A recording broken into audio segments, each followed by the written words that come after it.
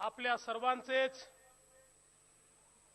अत्यंत लाडके नेते, या महाराष्ट्राचे लोकनेते आणि खऱ्या अर्थानं संघर्षातून काय परिवर्तन घडू शकतं हे महाराष्ट्राला ज्यांनी दाखवून दिलं ते आदरणीय गोपीनाथजी मुंडे यांच्या जन्मदिनाच्या जयंतीच्या निमित्ताने आज या गोपीनाथ गडाच्या लोकार्पण सोहळ्याकरता या ठिकाणी उपस्थित भाजपचे राष्ट्रीय अध्यक्ष आदरणीय अमितभाई शहाजी, ज्यांनी आपल्याला समाजाला नेहमीच मार्गदर्शन केलं, ते श्री क्षेत्र भगवानगडाचे महंत आदरणीय हबप नामदेव महाराज शास्त्री, आदरणीय हरिभाऊजी बागडे, माननीय सरोजजी पांडे, माननीय राकेश सिंगजी, माननीय रावसाहेबजी दानवे, आमचे सहकारी आदरणीय रामदासजी आठवले, माननीय राजीव शेट्टीजी, माननीय महादेव जानकरजी, विनायक मेटेजी, मंत्रिमंडळातील आमचे ज्येष्ठ सहकारी श्री एकनाथ खडसेजी, त्याचप्रमाणे माननीय श्री सुधीरभाऊ मुनघंटीवार, श्री चंद्रकांत दादा पाटील, विनोदजी तावडे, प्रकाशजी मेहता, गिरीशजी महाजन, भाऊसाहेब फुंडकर, बबनराव लोणीकर, विष्णूजी सवरा, या ठिकाणी उपस्थित सर्व मंचावरील मान्यवर आणि उपस्थित सर्व भगिनी आणि बंधूंनो, आज सर्वप्रथम आपल्या सर्वांच्या वतीनं लोकनेते आणि ज्यांनी माझ्यासारखे अनेक कार्यकर्ते घडवले त्या माननीय गोपीनाथराव मुंडेजींना मी मानाचा मुजरा करतो, त्यांना अभिवादन करतो। बंधू भगिनींनो, खरं म्हणजे गोपीनाथजींचं जाणं हा आपल्या सगळ्यांवर फार मोठा आघात होता, पण गोपीनाथजींच्या मृत्यूनंतर या ठिकाणी आमच्या पंकजाताईंनी ज्या प्रकारे नेतृत्व या ठिकाणी स्वीकारलं आणि ज्या प्रकारे या संपूर्ण जनमानसाला दिलासा दिला, आज खऱ्या अर्थानं या स्मारकाच्या रूपानं गोपीनाथजी मनातनं समाधान व्यक्त करत असतील की माझ्या दोन्ही तिन्ही मुलींनी अतिशय उत्तमपणे जो वारसा मी दिला तो समाजसेवेचा वारसा पुढे नेण्याचं काम या ठिकाणी केलंय। आज गोपीनाथ गडाचं या ठिकाणी लोकार्पण झालं। मी माननीय रामदासजींना सांगू इच्छितो, रामदासजी, आपण सांगितलं सरकारने त्याला मदत करावी, सरकार तर मदत करायला तयार आहेच, कारण सरकारच गोपीनाथजींचं आहे, पण आपल्याला सांगतो या गडाकरता एक नवीन पैसा देखील सरकारचा लागलेला नाही। हे समाजाने तयार केलेलं गोपीनाथ गड आहे। पंकजाताईंनी आणि या ठिकाणी या सगळ्या मुंडे परिवाराने आणि समोर बसलेला जो मोठा परिवार आहे त्या सगळ्या परिवाराने एक एक पैसा खर्च करून या ठिकाणी या गोपीनाथ गडाची निर्मिती केली आहे। आणि मला विश्वास आहे आदरणीय नामदेव शास्त्रीने आव्हान केल्यानंतर गोपीनाथ गडाकरता पैशाची कमतरता पडणार नाही।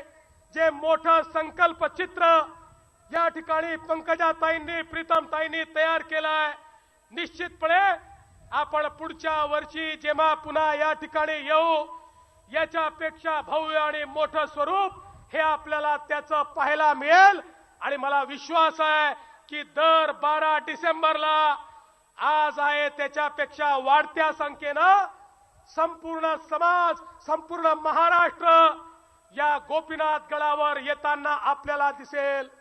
मला या ठिकाणी सांगितलं पाहिजे, महाराष्ट्र सरकारच्या वतीनं आमच्या नाथाभाऊंच्या खात्यानं माननीय गोपीनाथजी मुंडे ज्यांनी शेतकऱ्यांकरता, सामान्य माणसाकरता संघर्ष केला, त्या माननीय गोपीनाथजी मुंडे यांच्या नावानं या राज्यातल्या 1,37,00,000 शेतकऱ्यांचा विमा उतरवला आणि माननीय गोपीनाथजी मुंडे शेतकरी अपघात विमा योजना सुरू केली।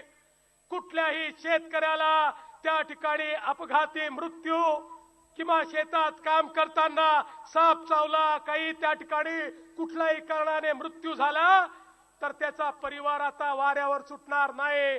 या 1,37,00,000 शेतकऱ्यांना 2 लाख रुपयाचा इन्शुरन्स हा या ठिकाणी माननीय गोपीनाथजींच्या नावानं देण्याचा निर्णय हा राज्य सरकारने या ठिकाणी घेतला. ज्या ऊस तोड कामगाराचा मुलगा म्हणून गोपीनाथरावने जीवनामध्ये संघर्षाची सुरुवात केली, त्याच ऊसतोड कामगाराला या ठिकाणी न्याय मिळाला पाहिजे, त्याच्या जीवनामध्ये परिवर्तन झालं पाहिजे. म्हणून राज्य सरकारनं स्वर्गीय गोपीनाथरावजी मुंडे ऊसतोड कामगार महामंडळ तयार केलं. आणि मी विश्वासानं सांगतो, या ऊसतोड कामगारांच्या मुलाला शिक्षण असेल, नोकरी असेल, प्रशिक्षण असेल, कौशल्य प्रशिक्षण असेल, आणि एवढंच नाही तर बार इतके वर्ष आमचा हा कामगार त्या ठिकाणी काम करतो, पण ज्या दिवशी तो काम करण्यालायक राहत नाही, त्याच्या जीवनात काहीच उरत नाही, त्याला पूर्ण सामाजिक सुरक्षा, त्याला पेन्शन, या सगळ्या गोष्टी या महामंडळाच्या माध्यमातून माननीय गोपीनाथजींच्या आशीर्वादानं ऊसतोड कामगाराच्या जीवनामध्ये परिवर्तन करण्याचा निर्णय हा राज्य सरकारने घेतलाय. बंधू भगिनींनो, एवढंच नाही तर आमचा हा नेता एवढा मोठा होता की त्याची जेवढी स्मारकं आम्ही करू तेवढी स्मारकं कमी आहे. मला या ठिकाणी एका गोष्टीचं समाधान वाटतं की डॉक्टर बाबासाहेब आंबेडकर मराठवाडा विद्यापीठानं माननीय Gopinathrao Munde national institute of rural development ही सुरू करायचं ठरवलं आहे. 100 एकर जागा त्याकरता राखून ठेवली आहे. आणि ज्या ग्रामीण भागातल्या शेवटच्या माणसाकरता आदरणीय गोपीनाथजींनी त्या ठिकाणी काम केलं. देशाचे ग्राम विकास मंत्री म्हणून या देशातल्या गरीबाच्या, शेतकऱ्याच्या जीवनामध्ये परिवर्तन झालं पाहिजे. अतिशय कमी दिवस त्यांना मिळाले, पण तेवढ्या दिवसामध्ये त्यांनी दिशा त्या ठिकाणी मंजूर केली. अशा गोपीनाथरावजी मुंडे आणि आता त्यांचा वारसा राज्याच्या ग्राम विकास मंत्री म्हणून पंकजाताई चालवत आहेत. आणि म्हणून गोपीनाथजींच्या नावानं ग्राम विकासाच्या संदर्भात एक इन्स्टिट्यूट या ठिकाणी तयार करण्याचा निर्णय मराठवाड्यामध्ये डॉक्टर बाबासाहेब आंबेडकर विद्यापीठाने घेतला. मी विद्यापीठाचंही अभिनंदन करतो आणि शासन सर्वोपरी त्याच्यामध्ये सहभागी होईल हे देखील या निमित्ताने सांगतो. बंधू भगिनींनो, खरं म्हणजे गोपीनाथजींबद्दल या मंचावर बसलेल्या प्रत्येकाच्या मनामध्ये आठवणींचं काहूर माजलंय. आमच्या डोळ्यासमोरून चित्रपटाप्रमाणे गोपीनाथजींची मूर्ती चाललेली आहे. अतिशय उमदी आणि राजबिंडी अशा प्रकारची ती एक मूर्ती की ज्यांचं मन हे हिमालया एवढं विशाल होतं, ज्यांच्या मनामध्ये प्रत्येक व्यक्तीकरता जागा होती, सामान्यांकरता कळव होती, गरिबांकरता दुःख होतं, आणि शेवटच्या माणसाला न्याय मिळवून देण्याकरता संघर्षाची वृत्ती आणि प्रवृत्ती ज्या व्यक्तीमध्ये होती ते आमचे गोपीनाथराव होते. आज मंचावर बसलेला प्रत्येक व्यक्ती माझ्या सहित तो प्रत्येक दिवस आठवतोय की ज्या दिवशी गोपीनाथरावजींच्या सोबत राहायला मिळालं, शिकायला मिळालं, संघर्ष करायला मिळाला. खरं म्हणजे या महाराष्ट्रातलं पहिलं परिवर्तन हे जर कोणी केलं असेल तर ते गोपीनाथराव मुंडे यांनी केलं. संघर्ष यात्रेच्या माध्यमातून या ठिकाणी राजकारणाच्या गुन्हेगारीकरणाच्या विरुद्ध जो एल्गार त्यांनी पुकारला, त्या एल्गारातनं खऱ्या अर्थानं सामान्य माणूस पेटून उठला आणि या ठिकाणी परिवर्तन झालं. मला या ठिकाणी आज मुख्यमंत्री म्हणून काम करत असताना या गोष्टीचा उल्लेख केला पाहिजे की आज या पदावर आम्ही पोहोचू शकलो याचं कारण गोपीनाथरावांचा संघर्ष आहे, त्यांचा आशीर्वाद आहे, त्यांची साथ आहे. आणि अशा प्रकारचा आमचा नेता आज वेगवेगळ्या भूमिकेत गोपीनाथराव त्या ठिकाणी त्यांनी काम केलं. विरोधी पक्षनेते म्हणून या महाराष्ट्राला दणाणून सोडलं. राज्याचे गृहमंत्री म्हणून त्यांनी सांगितलं अंडरवर्ल्डला या ठिकाणी मी राहू देणार नाही. जर ते बंदुकीची गोळी चालवतील तर मी ही बंदुकीची गोळीच चालवेन. माझा पोलीस त्यांच्या बंदुकीने मृत्युमुखी पडणार नाही. बुलेट फॉर बुलेट अशा प्रकारची घोषणा त्यांनी दिली आणि या ठिकाणी अंडरवर्ल्डचा सफाया करण्याचं काम माननीय गोपीनाथरावनी केलं. आणि पंकजाताई तुम्ही काळजी करू नका, अरे त्याच गोपीनाथरावांचा आशीर्वाद मला देखील प्राप्त आहे. त्याच गोपीनाथरावांसोबत मी 15-20 वर्ष काम केलंय आणि बालपणापासून त्या गोपीनाथरावजींना पाहिलंय.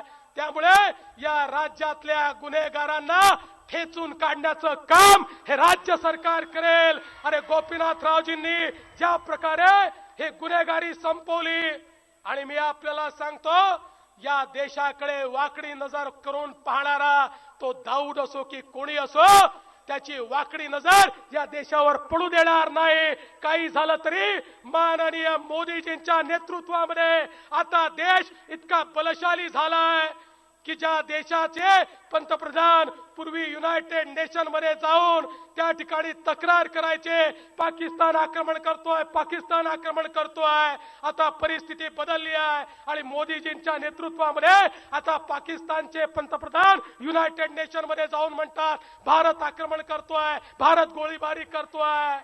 त्यामुळे मोदीजींचं नेतृत्व आणि गोपीनाथरावजींचा आशीर्वाद निश्चितपणे या महाराष्ट्रामध्ये परिवर्तन करून दाखव. आणि तुमची आणि आमची जबाबदारी, आपली सगळ्यांची जबाबदारी मोठी आहे. या महाराष्ट्रातला जो शेतकरी आहे त्याच्या जीवनामध्ये परिवर्तन करायचं आहे. जो 15 वर्षाचा आत्महत्यांचा वारसा हा आपल्याला मिळालेला आहे, या शेतकऱ्याच्या मनामध्ये उभारी आणायची आहे. आणि या महाराष्ट्रामध्ये 5 वर्षामध्ये शेतकऱ्यांकरता इतकं काम करून दाखवायचं आहे की एकही शेतकरी आत्महत्या करणार नाही. शेती करणं हे त्या ठिकाणी मानाचं ठरेल. हे परिवर्तन आपल्याला करायचं आहे आणि मला विश्वास आहे त्याकरता गोपीनाथरावजींचं हे स्मारक आम्हाला प्रेरणा देत राहील. आम्ही वारंवार या ठिकाणी येऊ, जेव्हा जीवनात अडचण येईल त्यावेळेस येऊ आणि या स्मारकातनं प्रेरणा घेऊन या महाराष्ट्राच्या सामान्य माणसाकरता अशाच प्रकारे संघर्ष करत राहू हा विश्वास या निमित्ताने मी देतो. आणि पुन्हा एकदा माननीय अमितजींनी या गोपीनाथ गडाचं लोकार्पण केलंय. आता खऱ्या अर्थानं आपल्याकरता हे प्रेरणास्थळ आपल्याला प्रेरणा देण्याकरता त्याचं उद्घाटन झालंय, त्याचं लोकार्पण झालंय. ती प्रेरणा आपण सगळ्यांनी घ्यावी हा या ठिकाणी आपल्याला सगळ्यांना मी आव्हान करतो. आणि खरं म्हणजे या कार्यक्रमाला येत असताना दुःख देखील आहे, पण हा आनंद देखील आहे की आमच्या नेत्याचं स्मारक या ठिकाणी झालंय आणि म्हणून त्याकरता आभार व्यक्त करून माझे 2 शब्द संपवतो. जय हिंद, जय महाराष्ट्र. समाधीचं दर्शन आदरणीय अमितभाई शहा यांच्या भाषणानंतर होणारे. गेटवर गर्दी करू नका. साहेबांवर किती लोकांचं प्रेम आहे हात वर करा मला. अमितभाईंचं भाषण होईपर्यंत तुम्ही जर हल्लात तर तुमचं साहेबांवर प्रेम नाहीये. बिलकुल इथून हलायचं नाही. तिथे गडावर दर्शनाचे दार त्यांचा टेक ऑफ झाल्यावर उघडतील. आणि यानंतर समारंभाचे अध्यक्ष आणि भारतीय जनता पक्षाचे राष्ट्रीय अध्यक्ष अमितजी शहा.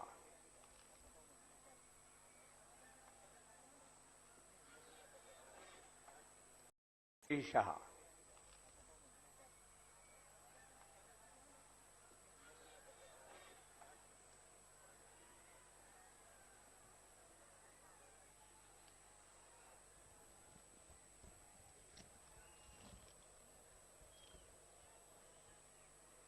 मंच पर उपस्थित महाराष्ट्र के लोकप्रिय मुख्यमंत्री श्रीमान देवेंद्र फडणवीस जी, सिख क्षेत्र भगवानगढ़ के मठाधीश श्रीमान नामदेव शास्त्री जी, भारतीय जनता पार्टी के प्रदेश अध्यक्ष श्रीमान राव साहब दानवे जी, स्वर्गत गोपीनाथ जी की धर्मपत्नी श्रीमती प्रज्ञा गोपीनाथ जी, पंकजाताई, श्री एकनाथराव खड़से, श्री विनोद तावड़े जी, श्री प्रतिमा मुंडे जी, श्री सरोज पांडे जी, श्री महादेव जानकर जी, श्री रामदास आठवले जी, श्रीमती विजया राहतकर जी, श्री राकेश सिंह जी, और आज इस कार्यक्रम में उपस्थित इतनी विशाल संख्या में आए प्यारे भाइयों और बहनों, आज यहां पर स्वर्गस्थ गोपीनाथ जी की जन्म जयंती पर मैं दिल्ली से भारतीय जनता पार्टी के करोड़ों करोड़ों कार्यकर्ताओं की ओर से उनको मनपूर्वक श्रद्धांजलि देने के लिए यहां आया हूं। ये गोपीनाथ जी की कर्मभूमि है। यहीं से एक गरीब मजदूर परिवार में जन्मा हुआ, वंजारा समाज का, पछात समाज का एक गरीब बेटा देश का नेता बना। आयु तो उनका कम रहा, अकस्मात ही ईश्वर ने उनको हमारे बीच से ले लिया। मगर उतनी कम आयु में मुझे कहने में कोई संकोच नहीं है कि आज महाराष्ट्र में भारतीय जनता पार्टी का जो वैभव है, जो प्राप्ति है, वो प्राप्ति में गोपीनाथ जी ने उसका नींव डालने का काम किया था। बहुत कम आयु से भारतीय जनता पार्टी का विस्तार करने के लिए और विशेषकर पिछड़े समाज में, दलित समाज में, गरीबों के बीच में, मजदूरों के बीच में भारतीय जनता पार्टी का काम बढ़ाने में श्री गोपीनाथ जी का बहुत बड़ा योगदान रहा। एक छोटे से गांव में जन्मा हुआ व्यक्ति अपने काम के आधार पर धीरे धीरे भारतीय जनता पार्टी का नेता बनता है और उसके बाद में राज्य का उप मुख्यमंत्री और गृह मंत्री बनता है। उन्होंने अपने उप मुख्यमंत्री और गृह मंत्री काल में जो उपलब्धियां प्राप्त की, उसकी बरोबरी किसी से नहीं हो सकती। अभी देवेंद्र जी ने बताया किस तरह से गृह मंत्री के नाते पूरे महाराष्ट्र की बदनामी जो दुनिया भर में होती थी अंडरवर्ल्ड के कारण, उसको नेस्त नाबूद करने का काम गोपीनाथ राव ने किया था। और उसके बाद भी देश की संसद में गए, लोकसभा में भारतीय जनता पार्टी के उपनेता बने, संसद में बार बार गए और जब देश की जनता ने नरेंद्र भाई के नेतृत्व में पूरे बहुमत की भारतीय जनता पार्टी की सरकार बनाई, तब नरेंद्र भाई ने उनको बहुत महत्वपूर्ण ग्रामीण विकास मंत्रालय देकर गरीबों का और गांव का काम करने का एक रास्ता गोपीनाथ जी के द्वारा दिखाया था। मगर शायद ईश्वर को ये पसंद नहीं था। बहुत कम समय में ही गोपीनाथ जी हमारे बीच में नहीं रहे और उनके जाने के बाद ही थोड़े समय बाद महाराष्ट्र में विधानसभा के चुनाव आए और जिस काम के लिए गोपीनाथ जी ने पूरा जीवन समर्पित किया था, भारतीय जनता पार्टी को महाराष्ट्र में मजबूत कराने के लिए, उस महाराष्ट्र में पहली बार उनके जाने के बाद भारतीय जनता पार्टी का मुख्यमंत्री आज सरकार बनाकर महाराष्ट्र के विकास को आगे ले जा रहा है। मैं मानता हूं कि आज भारतीय जनता पार्टी को काम करने का जो मौका दिया है महाराष्ट्र की जनता ने, भारतीय जनता पार्टी का संगठन हर तहसील में, हर जिले में, हर क्षेत्र में जो बड़ा है, उसमें गोपीनाथ राव जी का बहुत बड़ा योगदान है और भारतीय जनता पार्टी का हर कार्यकर्ता उनकी याद को दिल में संजोकर उनके स्वप्न को पूरा करने के लिए आज कटिबद्ध है। मित्रों, मैं ज्यादा बात करना नहीं चाहता। आज एक विशालकाय प्रतिमा गोपीनाथ जी की साकर कारखाने के सामने रखी गई है और गोपीनाथ गढ़ का भी यहां निर्माण किया है।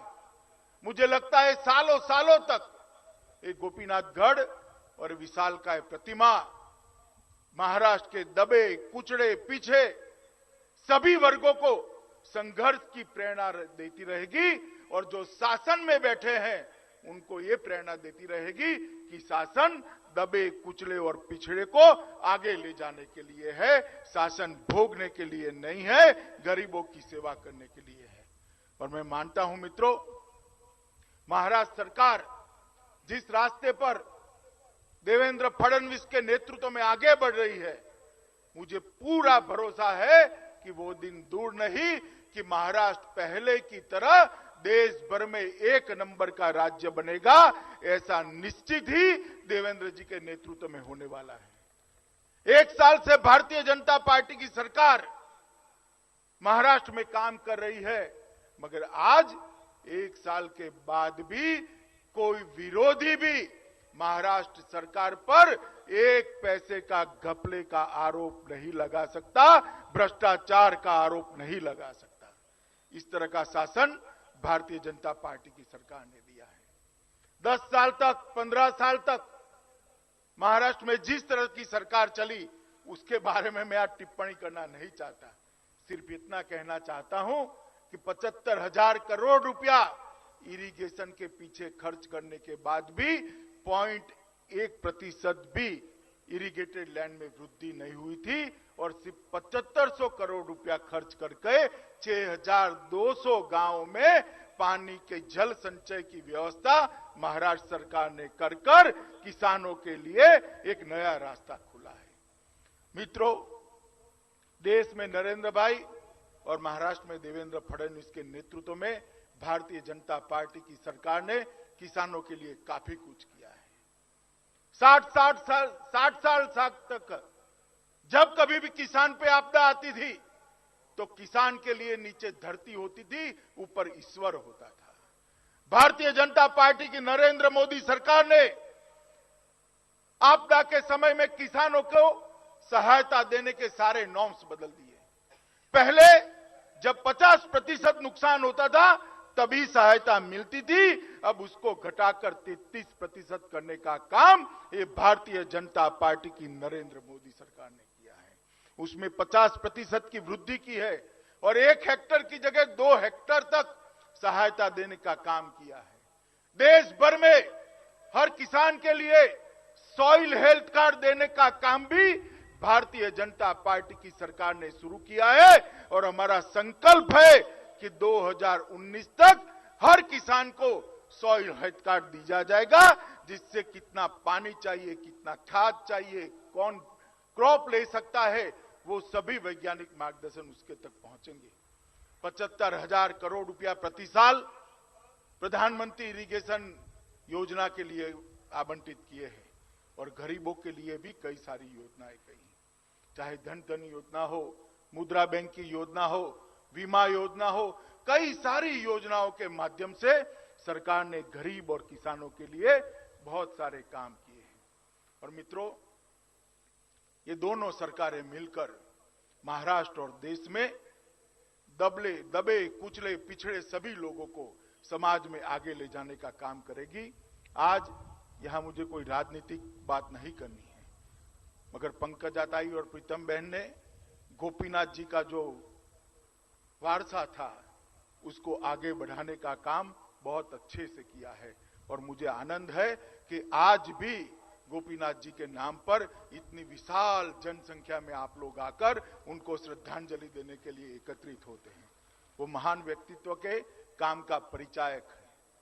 मित्रों, आज फिर से एक बार मेरी बात समाप्त करने के पहले भारतीय जनता पार्टी के करोड़ों कार्यकर्ताओं की ओर से मैं श्री गोपीनाथ राव जी को विनम्र श्रद्धांजलि देता हूं और भारतीय जनता पार्टी की ओर से आश्वस्त करना चाहता हूं कि भारतीय जनता पार्टी की दोनों सरकारें पिछड़े, दलितों और कुचलों को आगे बढ़ाने के लिए निरंतर काम करती रहेगी।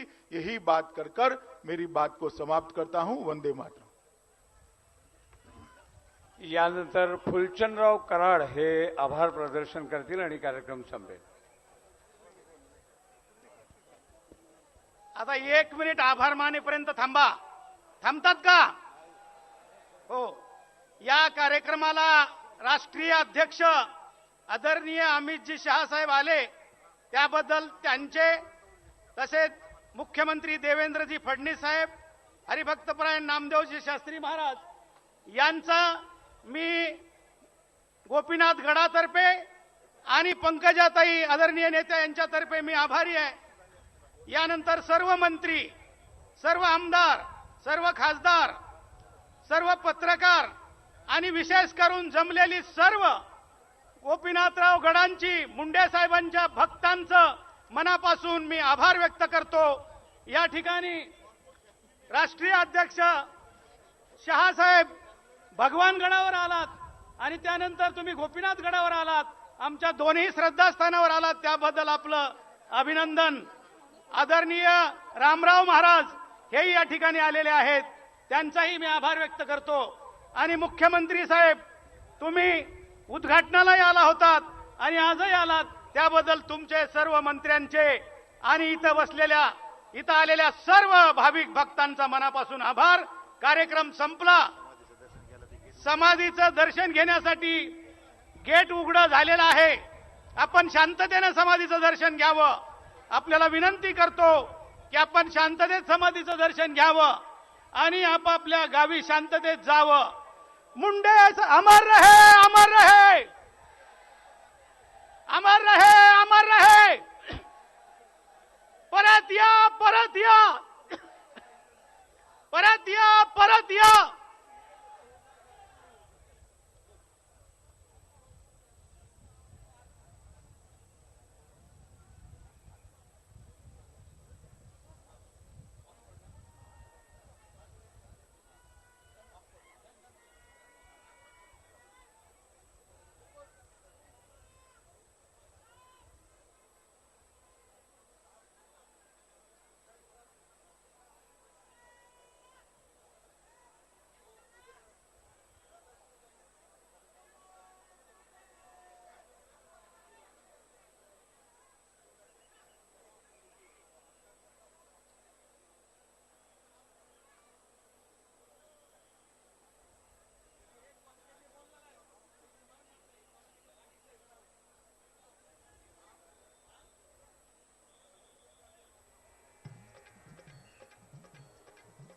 राष्ट्रसंत वैकुंठवासी च्या निमित्तानं विनम्र अभिवादन. जय भगवान महासंघ बाळासाहेब सानप निर्मित मी डॉक्टर सुदाम महाराज पाणेगावकर. माझं दैवत, माझी आराधना, लोकनेते महाराष्ट्राचं लाडकं नेतृत्व, आमचा मान आणि स्वाभिमान स्वर्गीय गोपीनाथरावजी मुंडे